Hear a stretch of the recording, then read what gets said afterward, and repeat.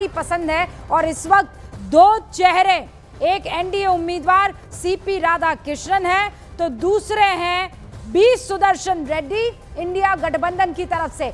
बस पहला वोट कुछ ही देर में पड़ेगा 10 बजे, क्योंकि अभी 9:51 पर ही आपने देखा प्रधानमंत्री नरेंद्र मोदी का काफिला वहां निकला संसद भवन की तरफ। वहां पर वसुधा हॉल, वहीं पर तमाम इंतजाम किए गए हैं, जहां पर थोड़ी ही देर में उपराष्ट्रपति चुनाव के लिए मतदान शुरू हो जाएगा। तैयारियां पूरी हो चुकी है। प्रधानमंत्री नरेंद्र मोदी पहला वोट डालेंगे सुबह 10 बजे।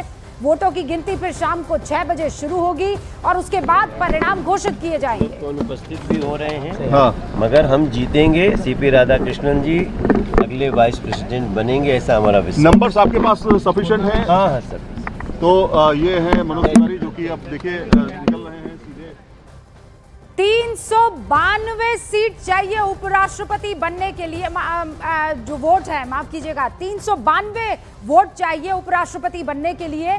लेकिन यहाँ एनडीए के पास, और एनडीए में कौन है? एनडीए पूरा का पूरा कुनबा तो है ही, लेकिन साथ में अगर वाईएसआर सीपी को जोड़ दिया जाए तो 437 यहाँ पर वोट पड़ते हैं।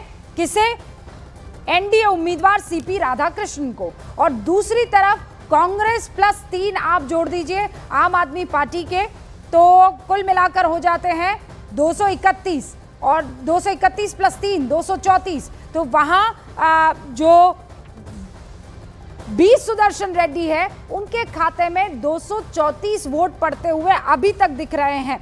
राज्यसभा का भी अगर आंकड़ा जोड़ दिया जाता है तो कांग्रेस के पास 75 है और आम आदमी पार्टी के 9, तो कुल हो जाता है 318। और इन दोनों को अगर जोड़ दिया जाता है तो आप देखिए इंडिया गठबंधन के बी सुदर्शन रेड्डी को उतने वोट नहीं पड़ेंगे जितना साफ तौर पर यहां पर मिलते हुए दिख रहे हैं सीपी राधाकृष्णन को। महाराष्ट्र भवन में सीपी राधाकृष्णन इंतजार कर रहे हैं। और उधर एक और बड़ी खबर आ गई है।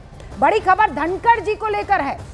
कांग्रेस नेता सचिन पायलट बीजेपी पर निशाना साधते हुए एक सवाल पूछ रहे हैं, और वो सवाल पूछ रहे हैं कि जगदीप धनखड़ कहां है? धनखड़ ने अचानक इस्तीफा क्यों दिया? सच्चाई एक दिन सबके सामने आएगी।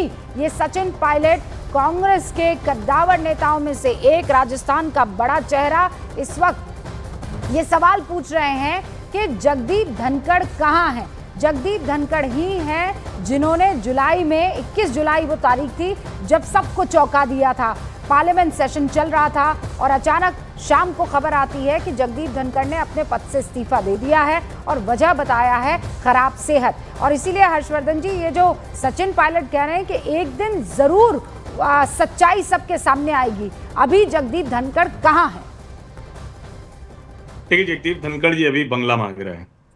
वो चले गए हैं अभय चौटाला जी के फार्म हाउस पे और कह रहे हैं कि हमें बंगला दे दीजिए। जो हमें प्रोटोकॉल के लिहाज से जो एक्स वाइस प्रेसिडेंट्स होते हैं उनको जो बंगला मिलना है, तो उन्होंने औपचारिक तौर पर शहरी विकास मंत्रालय को लिख दिया है। और मुझे